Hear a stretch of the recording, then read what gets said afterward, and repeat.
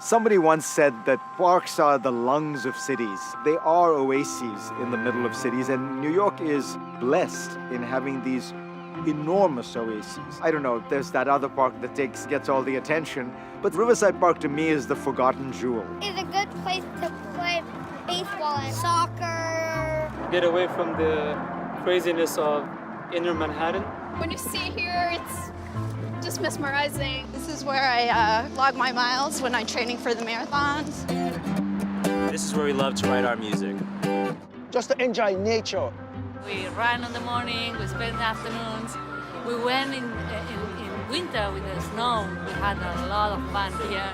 Riverside Park to me has always been like a little escape. I have had so many memories with friends and family right here in this promenade. I learned how to roller skate. I learned how to ride my bike. This is where we connect with the ocean gods. We like coming here because there's a lot of different dogs. People are really nice. Riverside Park's been my neighborhood park since 1982, so it's a long time. Ooh, about since 1981. If you don't have a backyard and a door to throw open and to let your kids run through, Riverside Park is that backyard. It's where we get together, it's where we gather, it's where we talk to each other. This park feels like yours. That's my playground. I grew up in that playground. I grew up playing ball here. They all have personal stories. Do you remember our first date here? No, we didn't have our first date. Where did we have our first date? I think you're having a senior moment. The park, for me, has always been the getaway from the stress of work and the adrenaline of performance. I play on these incredible courts. These are the closest you will get to playing at the French Open. So let me get this straight. Fareed's out in the park playing tennis, prancing around on the clay courts like he's at Roland Garros, and I'm stuck here working? How does that work? Willie, if you keep talking on Morning Joe, your game isn't going to get any better. Riverside has been the Upper West Side's neighborhood park for over 140 years, since before there even was much of a neighborhood. New York City in the 1870s was getting very crowded downtown, and the city fathers had the idea of building a grand boulevard up the west side that would draw other people to follow. They hired Frederick Law Olmsted, so we have him to thank for the magnificent Riverside Drive. It wasn't too long after that people realized, to make this really nice, we need to change the waterfront. In the 1930s, Robert Moses built this box over the train tracks, built playground, ball fields, basketball courts, and put all of that in this newly expanded park. I'm a lifelong New Yorker, and I remember Riverside Park in the days when it was a little less magnificent. In 1977, the city had been going through its financial crisis. Parts of the park were in a terrible, hazardous, deteriorated condition. Everything was broken. Everything was dilapidated and neglected. When I came to work along the West Side Highway, I'd come to the park at 9 o'clock in the morning to be a car in the middle of the garden. Not only would you not come up here at night, you wouldn't come up here during the day. Yeah, it was a disaster. The neighbors along the park began to realize that if they didn't do something to save the park, nothing was going to happen. Hi, I'm Stanley Zabar. My brother Saul Zabar and I own Zabars. I'd like to talk about my friend David Goldstick. Good afternoon, shoppers. If you're looking for something special to serve this weekend, Zabars is featuring their delicious bloc de foie gras.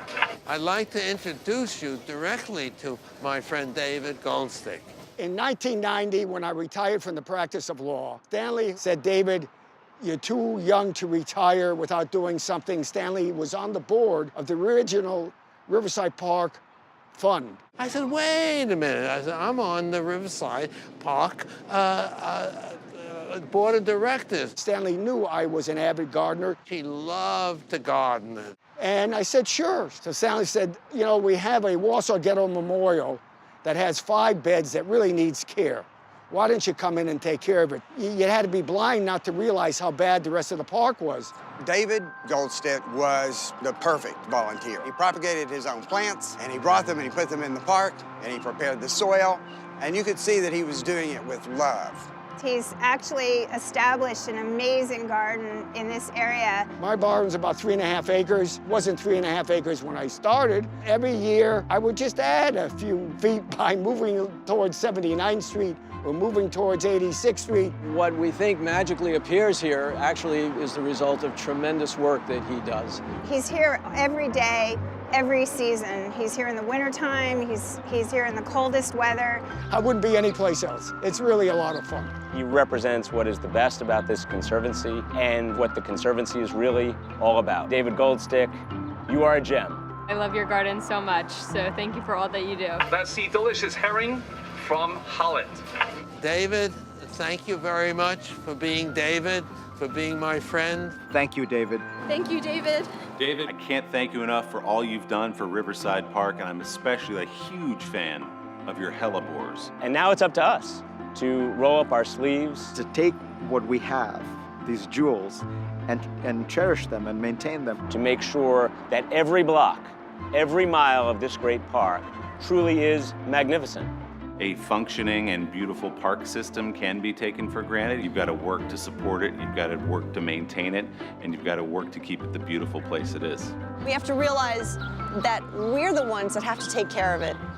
If we don't cultivate it and care for it, we're going to lose it. There's a level of engagement you get when you participate in the life of the park, when you volunteer or you coach a team or you raise the money for the playground. That relatively small amount of effort pays huge dividends. Without the park, we'll have more chaos in the world, I think so.